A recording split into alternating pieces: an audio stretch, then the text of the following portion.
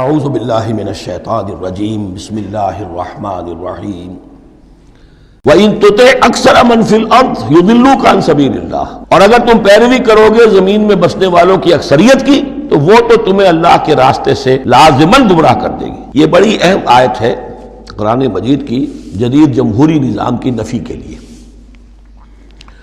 جمہوریت ایک طرز حکومت ہے کہ جس میں بندوں کو گنا کرتے ہیں، تولا نہیں کرتے۔ قرآن کہہ رہا ہے زمین کی اکثریت جو ہے، اگر تو فیصلہ کن یہی بات ہے اکثریت کدھر اقلیت کدھر، تو اکثریت تو دنیا میں ہمیشہ باطل پرستوں کی رہی ہے۔ دور صحابہ میں صحابہ کتنے تھے؟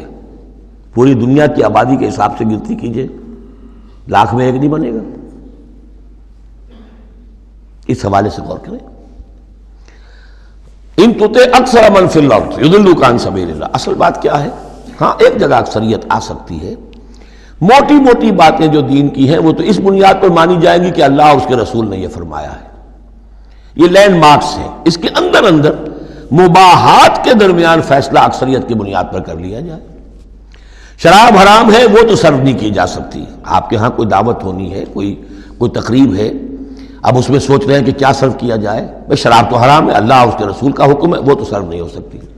اب یہ کہ شربت جو ہے روح افزا سرو کیا جائے یا 7 اپ یا اسپرائٹ سرو کیا جائے، یہ مباحات میں سے یا اکثریت کا فیصلہ کر لیجئے، کوئی بات نہیں، جو اکثریت کی رائے ہو۔ لیکن ایبسولوٹ اتھارٹی اکثریت کے پاس، ساورنٹی اکثریت کے پاس، انا للہ و انا الیہ راجعون۔ وَإِن تُطِعْ أَكْثَرَ مَنْ فِي الْأَرْضِ يُضِلُّوكَ عَنْ سَبِيلِ اللَّهِ، ساورنٹی اللہ کے پاس رہے گی، اس کا حکم اپنی جگہ پر، باقی مباحات کے دائرے میں آپ اکثریت کی رائے پر بھی چل سکتے ہیں۔ ان یتبعون الا الظن، یہ نہیں پیروی کر رہے مگر صرف ظن و تخمین کی، اٹکل پچوں کی۔ وَإِنْهُمْ إِلَّا يَخْرُصُونَ، اور یہ نہیں کچھ کر رہے سوائے اس کے کہ کچھ اندازے انہوں نے مقرر کیے ہیں۔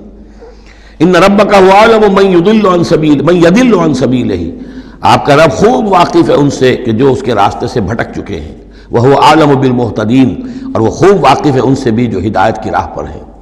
فَكُلُوا مِمَّا ذُكِرَ اسْمُ اللَّهِ عَلَيْهِ إِن كُنتُم بِآيَاتِهِ مُؤْمِنُونَ، تو کھاؤ ان چیزوں میں سے جن پر اللہ کا نام لیا گیا ہے اگر تم اس کی آیات پر ایمان رکھتے ہو۔ یہ پھر وہی جو عرب کے اندر مشرکوں میں جو جاہلی تصورات تھے، توہمات تھے، تو ان کو پھر رد کرنے کے لیے، بلکہ پھر نہیں کہنا چاہیے، یہ تو مکی صورتیں ہیں، یہ کام تو ہو چکا تھا، باقی یہ کہ وہ تو جو بھی آخری پھر ٹچز تھے وہ سورہ مائدہ وغیرہ میں دیے گئے ہیں۔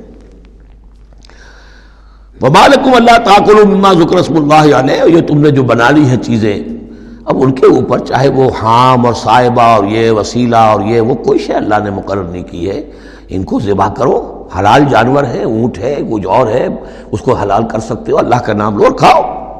وَمَا لَكُمْ أَلَّا تَأْكُلُوا مِمَّا ذُكِرَ اسْمُ اللَّهِ عَلَيْهِ وَقَدْ فَصَّلَ لَكُمْ مَا حَرَّمَ عَلَيْكُمْ، جبکہ اللہ تعالیٰ تفصیل بیان کر چکا ہے تمہارے لیے وہ ان چیزوں کی جو حرام کی گئی ہیں۔ یہ سورۃ النحل کے اندر بھی یہ مضمون چونکہ آیا تھا، وہ آگے چل کر پڑھیں گے 14ویں پارے میں، لہذا وہ صورت اس سے پہلے نازل ہوئی ہے، لہذا فرمایا جا رہا کہ وہ تمہارے اوپر اس کی تفصیل پہلے ہی بیان کی جا چکی ہے۔ إِلَّا مَا اضْطُرِرْتُمْ إِلَيْهِ، اس میں بھی تمہارے لیے گنجائش ہے کہ اگر اضطرار ہے، جان پر بنی ہوئی ہے، بھوک سے جان نکل رہی ہے، تو ان حرام چیزوں میں سے بھی کچھ کھا کر جان بچائی جا سکتی ہے۔ وَإِنَّ كَثِيرًا لَيُضِلُّونَ بِأَهْوَائِهِمْ بِغَيْرِ عِلْمٍ، اور اکثر لوگ جو ہیں وہ بغیر کسی تحقیق کے، بغیر علم کے، اپنی خواہشات کی بنا پر لوگوں کو گمراہ کرتے پھرتے ہیں۔ ان ربک هو اعلم بالمعتدین، اور یقیناً تیرا رب خوب جانتا ہے ان حد سے تجاوز کرنے والوں کو۔ وَذَرُوا ظَاهِرَ الْإِثْمِ وَبَاطِنَهُ، اور چھوڑ دو، تعلق منقطع کر لو ہر طرح کے گناہ سے، چاہے وہ کھلا ہو یا چھپا ہو۔ ان الذین یکسبون الاسم، یقیناً جو لوگ گناہ کماتے ہیں، سیجزون بما کانوا یقترفون، تو انہیں یقیناً بدلہ ملے گا اس کا جو وہ جمع کر رہے ہیں، جو کھتے بھر رہے ہیں برائیوں کے اور برے اعمال کے، ان کا پورا بدلہ ملے گا۔ ولا تاکلوا مما لم یذکر اسم اللہ علیہ، اور مت کھاؤ اس میں سے جس پر اللہ کا نام نہ لیا گیا ہو۔ یہ اصل میں ایک خاص چیز ہے جو آگے آئے گی آیت نمبر 138 میں، کہ ان کے اسی قسم کے توہمات میں سے بعض جانوروں پر وہ کہتے تھے اللہ کا نام لینا ہی نہیں ہے، اس کا خاص طور پر تذکرہ ہے، یہ عام نہیں ہے یہ آیت۔ وَلَا تَأْكُلُوا مِمَّا لَمْ يُذْكَرِ اسْمُ اللَّهِ عَلَيْهِ، مت کھاؤ اس میں سے کہ جس پر اللہ کا نام نہیں لیا جاتا۔ وَإِنَّهُ لَفِسْقٌ، یقیناً وہ جو ہے وہ تو گناہ ہے اس کا کھانا۔ وَإِنَّ الشَّيَاطِينَ لَيُوحُونَ إِلَىٰ أَوْلِيَائِهِمْ لِيُجَادِلُوكُمْ، اور یہ شیاطین جو ہے یہ اپنے دوستوں اور اپنے ساتھیوں کو وحی کرتے رہتے ہیں، پٹی پڑھاتے رہتے ہیں، وسوسہ اندازی کرتے رہتے ہیں تاکہ وہ تم سے جھگڑا کریں۔ وَإِنْ أَطَعْتُمُوهُمْ إِنَّكُمْ لَمُشْرِكُونَ، اگر تم ان کا کہنا مانو گے تو تم بھی مشرک ہو جاؤ گے۔ اب ایک بڑی پیاری بات وہ کہتے تھے، آپ کو بھی اچھی لگے گی، دیکھو جو اللہ نے مارا ہے خود مر گیا، وہ تو تم نے حرام کر دیا، جو خود مارتے ہو وہ حلال ہو گیا۔ بات اچھی لگے گی نا؟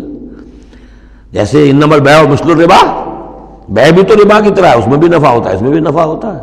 تو یہ جو اشکالات ہوتے ہیں بظاہر جو ہیں بڑے دل نشین، تو اسی طریقے سے یہ کہ اللہ کا مارا ہوا ہے، یہ اللہ نے مارا، یہ مر گیا اپنی موت، اس اللہ نے مارا، یہ تو حرام ہے، اور تم جسے مارو جسے ذبح کرو وہ حلال ہے۔